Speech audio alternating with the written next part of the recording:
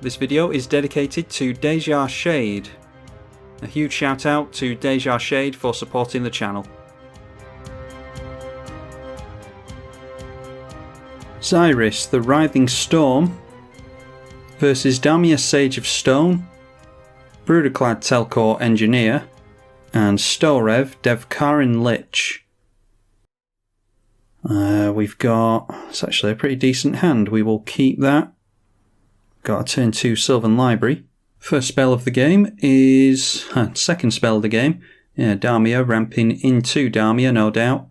Is Ancient Tomb, Talisman of Curiosity, and Birds of Paradise on turn 1. Down to 5 cards in hand. Alright, Temur Ascendancy for us. We will start things off with a tap land, and then we can decide next turn if we want to go in for Ancient Tomb into Sylvan Library. Now a Sol Ring from Storrev. Storrev being piloted by the 7 Deadly Sins, a patron of the channel, so big thank you to the 7 Deadly Sins for supporting us. And now getting into a Burnished Heart. Yeah, I think we are going to have to go for Ancient Tomb into the Sylvan Library at this rate. Apparently we've got a fast game on our hands. Wayfarer's Bauble coming down from the Brudiclad, and they have a loot effect as well on a land. And Damia's already up to 5 mana on turn 2. And they continue to empty their hand. It is Nantuko Blightcutter, Pro Black, and Threshold. And then this one is Sacrifice it to draw and discard.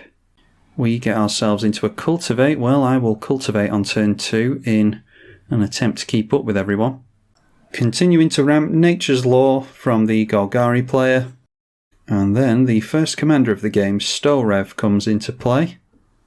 5-4 with Trample, and the Burnished Heart is coming in at us. Wayfarer's Bauble being cracked by Brudiclad to get them into that blue mana that they need. And now a Mystical Tutor from the Sultai player. That's quite the hand they started with. And it is a Mystical Tutor into a Demonic Tutor. Not going for the tutor yet, deciding instead on Damia Machinations. Look at the top 3 cards, exile any number of them and put the rest back in any order. So it seems as though they just really want to dig for something with this deck based on cards like this. Then they go for a loot by sacrificing the Researcher.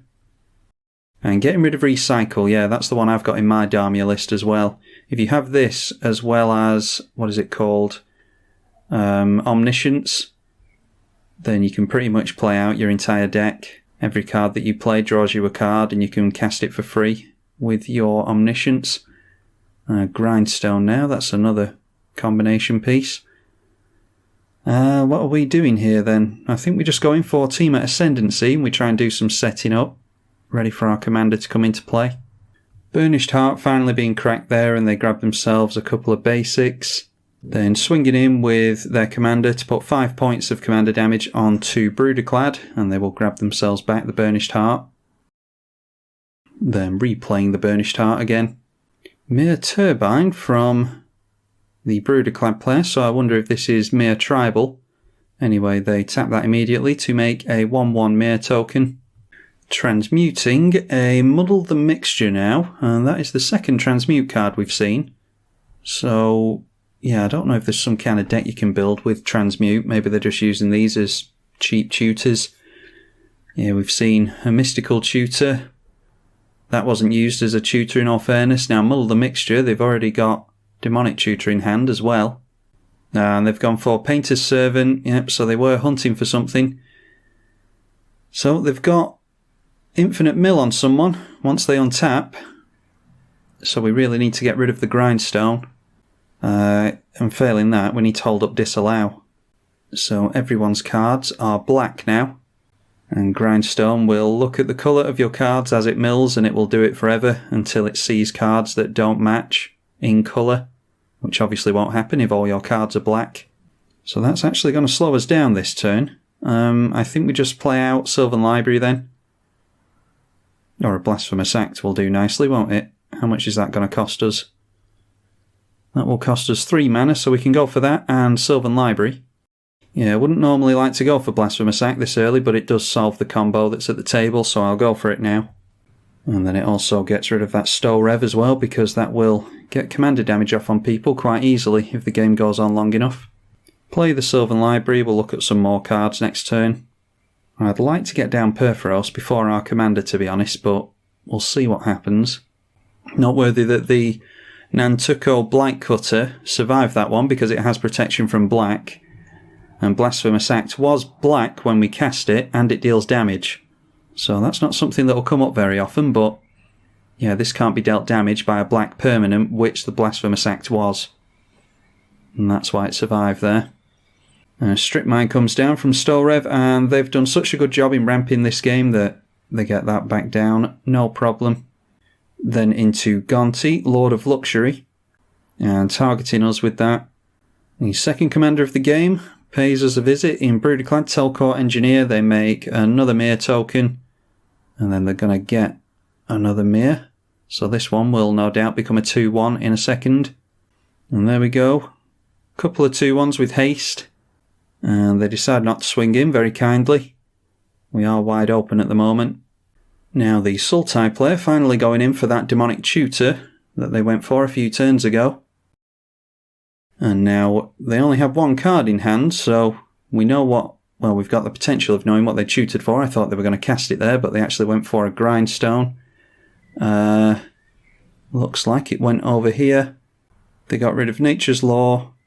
They got rid of Garruk Wildspeaker. And a Beacon. So there we go. Our Sylvan Library manages to stay in play until the end of the turn, and we get into a wheel and a mana drain. Wow. I'm going to keep all these. Don't want to go too crazy with Sylvan Library, but we can go for Perforos and hold up Counter Magic this turn, so I am going to do that. We do actually need another... Yeah, we need another island before we can make use of Mystic Sanctuary. Yeah, I might just play it anyway. Anyhow, let's pass through the turn and probably look at getting our commander down next turn. And these two continue to come in at us. Yeah, we're being focused pretty hard here, because our opponents are worried about what we'll be able to do. Judging by the cards in their hand, they're right to be worried. And then Storrev will trigger again, and they will grab themselves the Garruk Wildspeaker. And now Ravenous Chupacabra comes down, and that will go after Brudiclad, I imagine. And it does. Then playing the Garruk Wildspeaker. I do want to counter something with the mana drain, but I want it to be as big as possible. We might see Brudiclad come down again next turn. I don't really want to counter Brudiclad because they're not really doing anything to us, but yeah, the bigger the thing, the more mana we'll get. I think I might just wait to counter something that the Sultai player does. All Fires of Yavimaya haste. Yes, I do not really want... I don't want haste. That's ours as well. Oh yeah, they got this from the... I didn't point that out. That's from Gonti. Yeah, I don't want them having haste. So let's counter that and we'll get a little bit of mana. Get 3 additional mana next turn. Thoughtcast from Brudiclad. That cost them 1, 2, 3, 2 mana. They could have made a... Yeah, I was going to say they could have made a Mir token first, and then that would have only cost them 1. Anyway. Then a Words of Wisdom from them. Draw 2, and each other player draws a card. That would have been good with our commander in play. Anyway, we're getting to a land for next turn. That's good. I think we'll play that because it will come in untapped. I don't mind discarding the Mystic Sanctuary to the wheel because we can shuffle it back into the library at some point and perhaps draw into it again. If I'm going to play this, then I want to get a wheel or a counterspell back. Talisman of Creativity now as well. And then even more stuff coming in at us. Yeah, we've just left ourselves wide open for too long, I think, here. They have no qualms in coming in at us while we're wide open. So that's another 4 damage, but we've been much slower than at least 2 of our opponents this game as well. Now we've got a 5/5 Blight Cutter, and yeah, very kindly decide not to swing in at us, probably just holding it back so that they don't get swung into by our opponent. But I'm grateful not to take another 5 points of damage. Yawgmoth's Will, with only 2 mana available to them, so they got off to a really fast start, but they've been missing lands like crazy. Probably just going after Demonic Tutor. They get a land as well. They could always grab the Painter's Servant back out of the graveyard as well.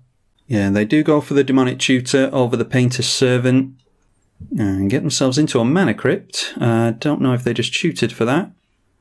So they might still be able to go for the Artifact Creature, and there we are. Might have to try and take them out this turn.